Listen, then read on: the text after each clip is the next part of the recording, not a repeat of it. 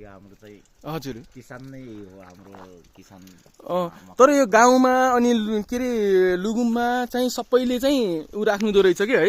हजुर यस यो हो नि त एकदमै राम्रो लाग्यो। गइयो एक्लै भए पनि गइयो भेटिँदो रहेछ। अहिले आजकल चाहिँ गाई गोरुहरू चढेर अलिकति हिँड्न मिल्ने भएको रहेछ है। गएको थिएँ कहाँ छ झर्नाको आवाज पनि आउँदैन फेरि है। ओहो अनि त्यसपछि जानु पर्यो। अब त्यता गयो त फर्किने कुरा भएन, जहाँ गयो पनि पुग्नु पर्यो भनेर अनि पुगेको थिएँ। फाइनल्ली भेट्टाएँ। अलिक झर्ना ठुलो आउँछ, अहिले त सुकिसक्यो, खोलाहरू सुकिसक्यो।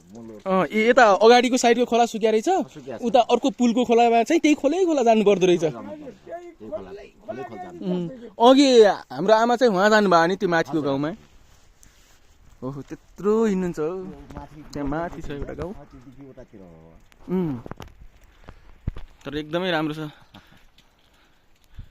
यस्तोमा बस्ने